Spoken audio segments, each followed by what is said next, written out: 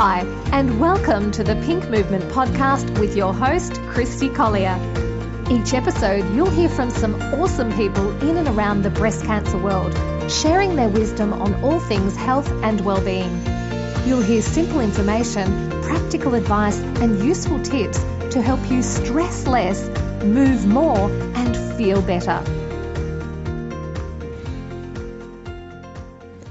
Thanks for joining me on this episode of the Pink Movement podcast.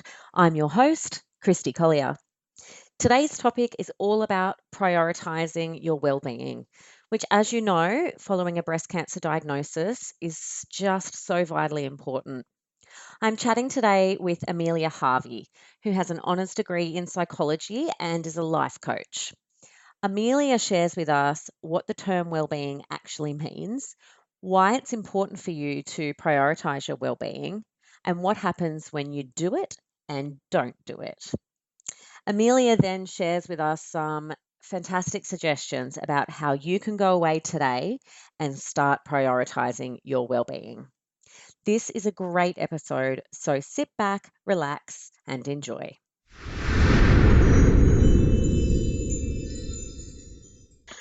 Amelia Harvey is a life coach, speaker, writer, and meditation teacher. It is her mission to guide women on the journey from inner critic to inner peace and to bridge the gap between knowing what would make you feel great and actually doing it. As a life coach, Amelia combines her honours degree in psychology and wellness coaching qualification with intuitive and energetic healing techniques.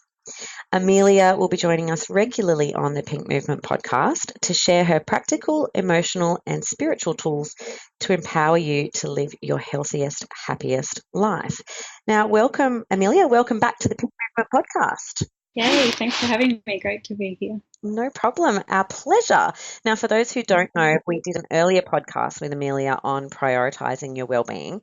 So if you haven't listened to that one already, definitely check it out.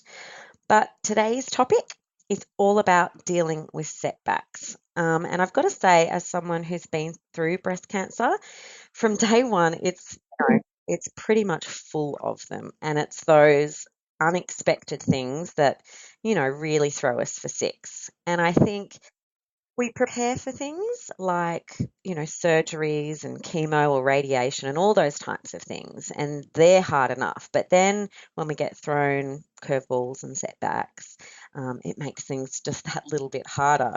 So for me personally, I had many, but, things like unsuccessful reconstructive surgery, which resulted for me in multiple surgeries to fix things. And then more recently, when I was pregnant, finding out that there was some residual breast tissue there, which wasn't supposed to be there, and having to go in for yet another surgery to have that removed. So that's sort of, a couple of my examples, but for others, it can be anything from getting an infection, a lymphedema flare-up, struggling to regain movement post-surgery, struggling to get your mindset right, or even just things like unexpected pain. Really the list is endless, and it really takes its toll. It's, physically, mentally, and emotionally. I think, the thing to remember is that a setback is just that. It's a setback. And Amelia, I'm sure you have your own definition, but, for me, I like to think of setbacks as speed bumps in that they don't stop you. They just slow you down a bit, and you sort of need that little bit more effort to get over them than you would just cruising along a smooth flat road. So that's sort of my little take on setbacks, and I suppose a bit of background about, what we face as women with breast cancer diagnosis. But Amelia, you have lots of experience in this area, both personally and professionally. And I suppose I'd love to throw it over to you now to share with us your thoughts and wisdom and suggestions on how we can best deal with these types of setbacks. Yeah, I think it's such an important thing to look at, because I think, we're so often focused on making the progress, and we don't necessarily account for setbacks, I'm doing little finger quotations because I totally agree with you. I see them more as speed bumps. I kind of look at it in this way that it's just like that's just what's happening in your life. It's not like there's a setback and there's a good thing, and it's because the idea of a setback comes from the idea of us having somehow, somewhere deciding this is how it has to go. And it's when we have variations from that, we start to go, oh no, this isn't happening, this is a setback. And really, this is just another little part of the path. This is just part of the diversion. Nobody sort of cruises through life with this easy, straight path that's, no worries at all. Everyone has these ups and downs, and the setbacks are just part of it. And I think if we can see it like that as well, if we can kind of incorporate them in the whole bigger picture of still being moving forward and still, tackling them and taking something from every setback and that kind of thing, then we don't sort of feel like we're taking 2 steps forward and 1 step back and we're on again, off again. It's just that we're just dealing with what comes at us and we're doing the best that we can. Yeah, absolutely. I mean, it's a funny way to look at it in that we think everything should just be perfect and smooth sailing, and it never is. And No. it's just, perhaps realizing that is just the way life is. So we need to, I suppose, come up with ways to deal with them when they do affect us. Yeah, exactly. So you've got some suggestions for us on how we can best deal with this. So what are those, Amelia, if you can share those with us? So firstly, I think what we've got to do is start with being gentle with ourselves, starting with not beating ourselves up and just, again, having that mindset of this is just all part of how it's going to be, and not kind of going, oh no, there's something wrong with me, I've done something wrong, I'm such a failure, and all those different thoughts that come up when we encounter any kind of setback. But I'm sure, when it comes to breast cancer and the different things that pop up, and those questions and that inner critic, like we talked about last time, gets in your ear and starts saying, oh, you should have done this, you should have thought about it like this, maybe you should have tried this thing, you should have seen this person. And none of that is helpful. All it does is it gets us stuck in this self-doubting, disempowered cycle where we're so focused on being angry and being frustrated and beating ourselves up that then we're not moving forward. Yeah, so I think we've got to adopt that gentleness and just go, okay, this is what's happened. It's okay. It's not ideal, but I'm gonna just move through it, and I'm not going to be kind to myself while I do it. Yeah, I think that's a really good point, being kind to yourself, and, probably recognizing as well that setbacks are often out of our control. So realizing that and sort of, I suppose dealing with that in the best way that we can. Yeah, exactly, 100%. And even if we're somewhere along the line we screwed up and we did somehow influence something that later turned into a setback, that's okay. Yeah. Like we do these things, and sometimes we make choices that feel like the right thing at the time, and then later on we sort of look back and go, oh, maybe it wasn't, but maybe it was. Like there's just no point kind of ruminating on that initial getting that news and finding out, okay, this isn't exactly what I wanted to happen. We kind of just got to be really gentle with ourselves. Yeah. And, we are hard on ourselves a lot of the time, aren't we? Unnecessarily. And I often try and think, would you say the same things you're saying to yourself to a friend or a colleague? And the answer is always no, but it's hard to get yourself into that mindset.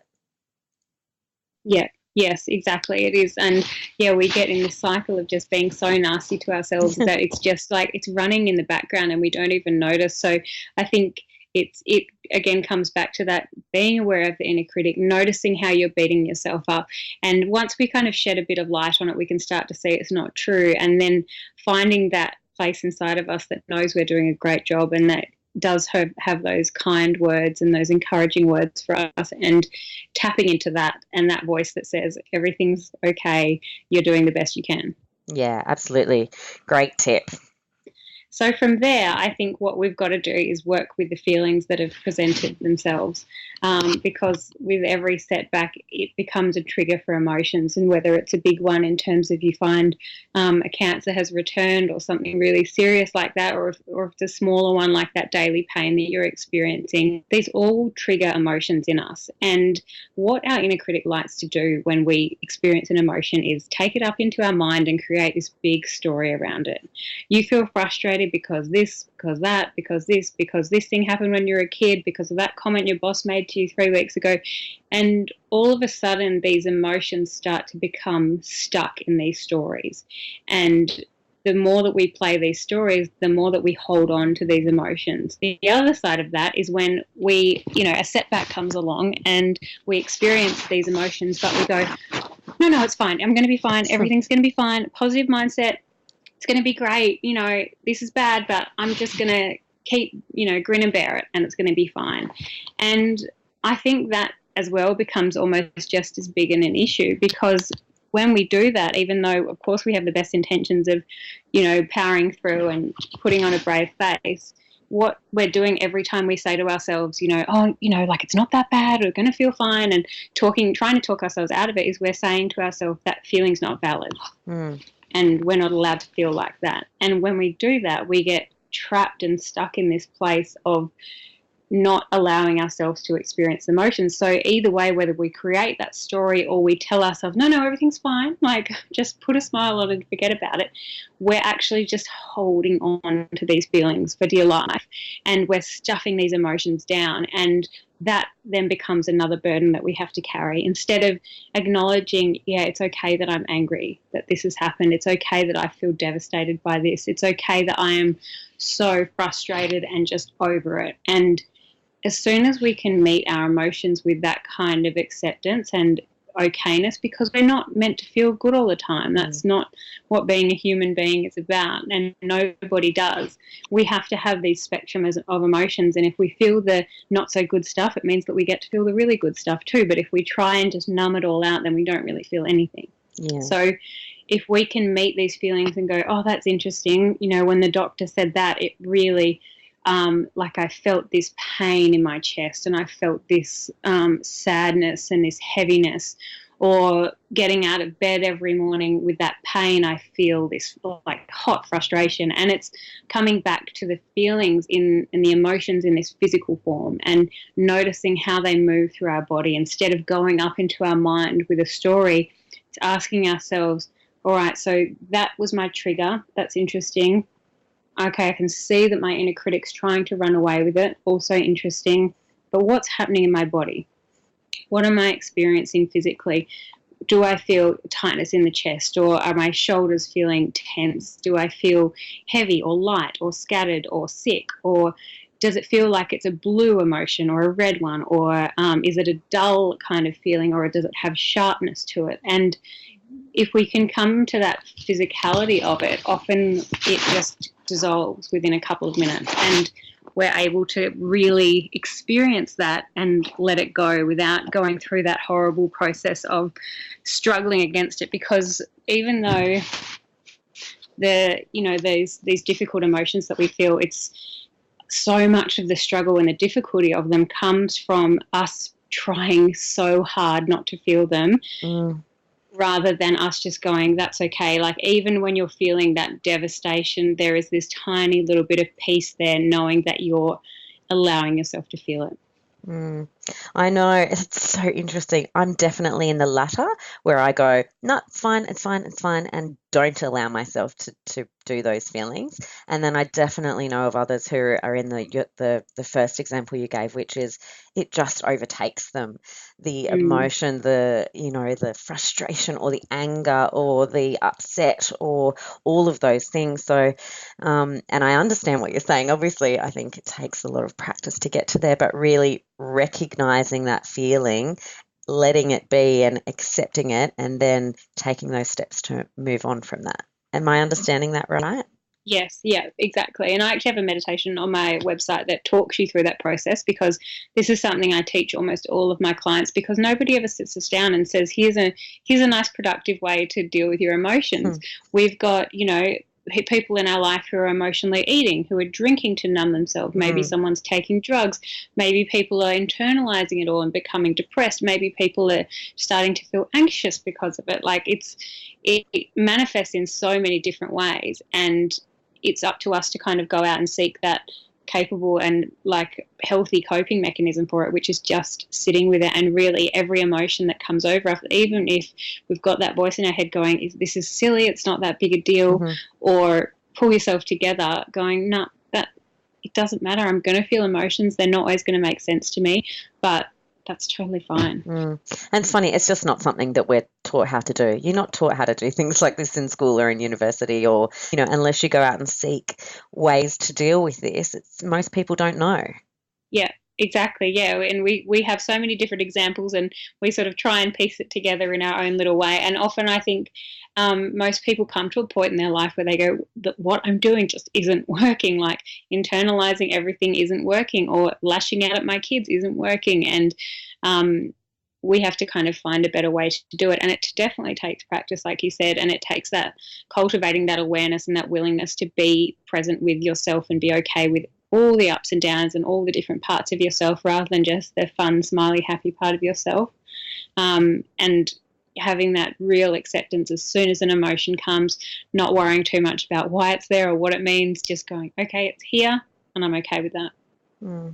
Yeah, awesome. And I'll put a link in the show notes as well to your website where they can have a look at that meditation if they want to as well. Yeah, awesome. Okay, so next tip. Yeah. So the next tip, I'm sure it's one that people are thinking of already, but it's that asking for support and making sure, I think, that you're not necessarily just leaning on the people closest to you for the support that you need to get through something difficult, because sometimes then that can put so much pressure on them.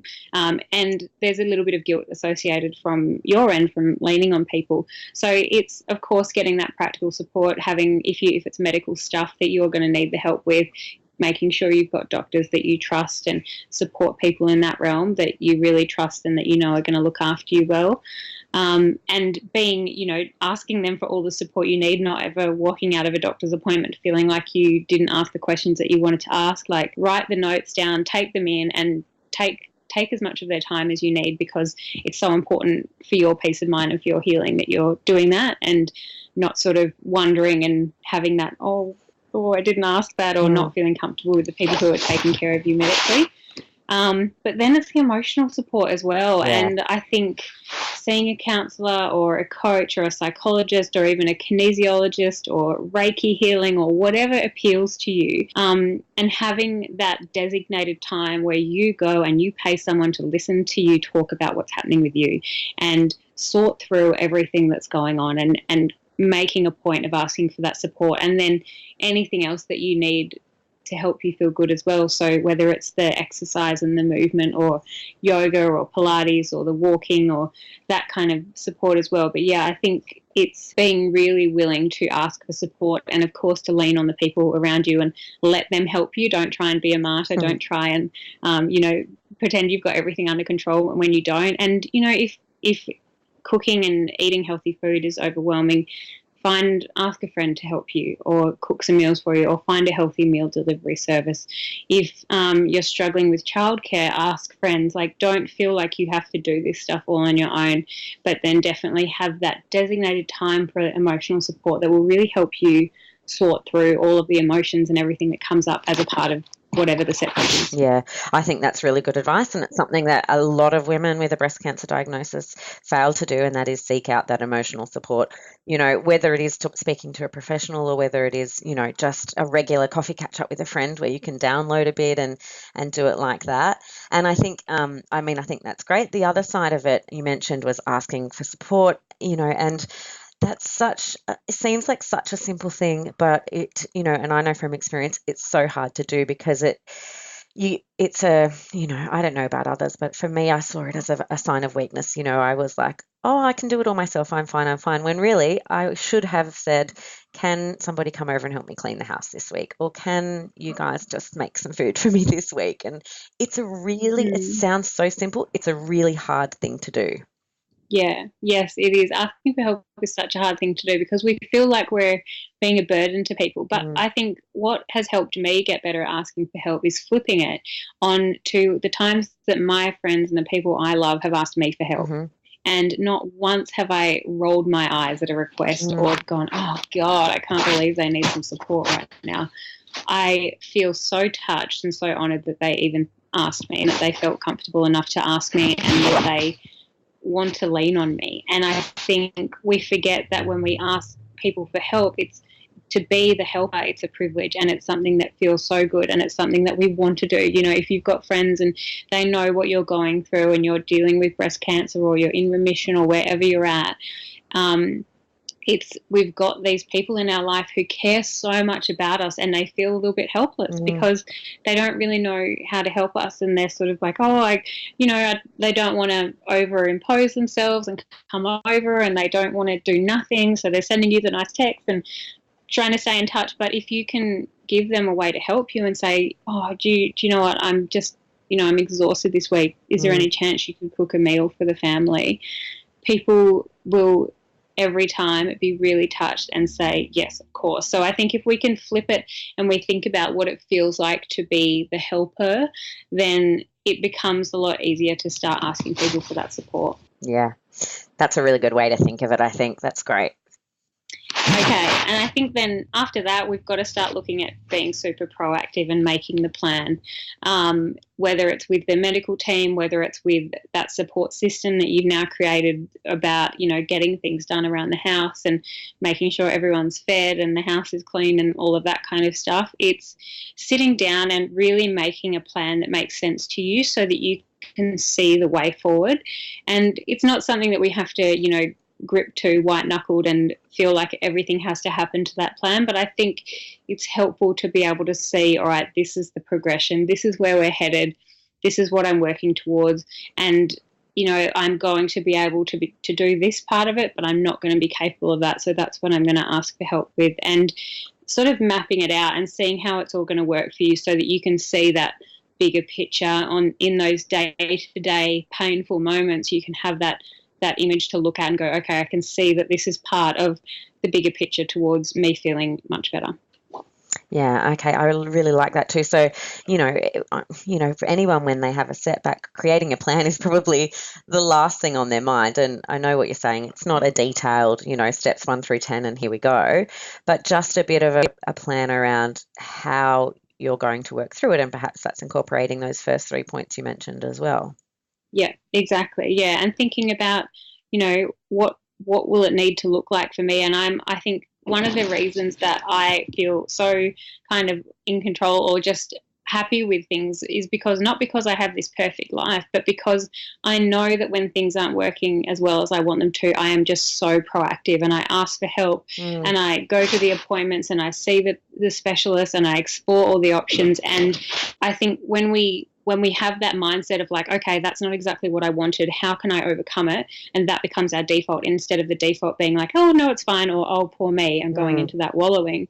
Then we start to feel so capable that we can just work through things and that we can see that kind of positivity in the future, and that becomes very motivating and it gives us momentum and energy in the present as well. Yeah, I mean, it's really, as you say, about, identifying the tools and the processes of how we can start to do this and learn and teach ourselves how to deal with these things. Yeah, exactly. And I think because when you sit down to make a plan, you'll sort of see that there might be holes in it, and you'll see, I'm not 100% sure how I can get back into exercise.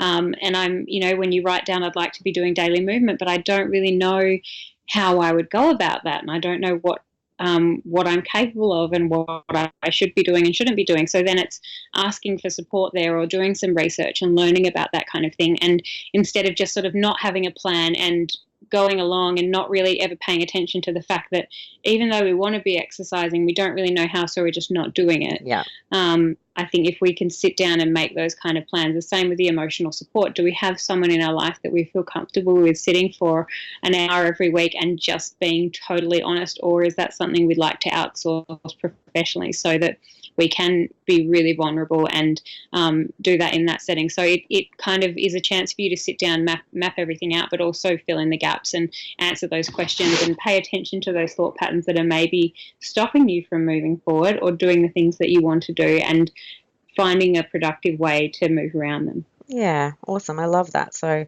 step 4 is make a plan. Yeah, yes, exactly. And then on to step 5 is really the mindfulness and self-care. And these are the things that we keep doing along the way to look after ourselves. We keep on paying attention to how we're feeling. And it's these little practices that give us the momentum that we need, and that become these little daily check-ins that give us the energy and the motivation to keep on doing what we're doing. Yeah, absolutely. And we spoke a lot about that self-care side of things in that previous podcast we did. So again, I'd say to our listeners, if you haven't listened to that one, definitely go and check that one out. Yes, exactly. And yeah, making time for that, making that all part of the plan. And if you need support with creating a mindfulness practice, or if you don't really understand what self-care is to you, just doing something like writing down a list of things that you love and things that make you feel good, and making that part of what you're doing every day as well. And that becomes a big focus, because if we're feeling good, it becomes so much easier to do the right thing and look after ourselves, and it becomes easier to deal with those emotions and actually learn to sit with them if we're taking care of ourselves, rather than if we're sort of running ourselves into the ground or just burning out, and then all the other steps become much more difficult. Yeah, absolutely. So look after yourself, find that stillness practice, find what works for you, and yeah, really take care of yourself. And especially, following a breast cancer diagnosis, it's so important. Amelia, thank you so much for those sort of 5 tips, or a bit of a 5-step plan there for us. Awesome stuff. If our listeners want to have a look further into that, or perhaps want to have a chat one-on-one with you, where can they find you? So my website is ameliaharvey.com.au, and all the info's on there to get in touch with me. And yeah, you can send me an email, hello@ameliaharvey.com.au, and let me know where you're at, and I'll see if I can help. Awesome. And there's also your private Facebook group as well. Yeah, exactly. I've got my Happy, Healthy, Inner Peace Facebook group, which is a lovely community that I share in all the time, and little tidbits that are takeaways from the coaching sessions I do, or we do oracle card readings, or I share all kinds of things in there. So yeah, it's a beautiful, supportive space to come and join as well. Yeah, and I just joined recently, and I've been spending a bit of time looking through it, so I can recommend it to our listeners. It's a really cool space with just really good little tidbits of information. Yeah, lots of kind of off the cuff stuff, nothing fancy and formal, but I think it's those little things that you can just implement easily and see a bigger difference than you might expect. Yeah, absolutely. Well, Amelia, thank you so much for joining us on the podcast again today. It's been an absolute pleasure having you, and we've learned so much just in this short space of time. So thank you so much, and hopefully we will be speaking to you again soon. Sounds great. Thanks for having me. Thanks for listening to the Pink Movement podcast. For episode notes, links and downloads, head to thepinkmovement.com.au. Like what you're hearing? Join our Facebook page, subscribe through iTunes, and while you're there, provide a quick review. Want to help out? You can support the ongoing production of this podcast by becoming a patron. Find all the details on the website. The Pink Movement podcast, helping you to stress less, move more, and feel better.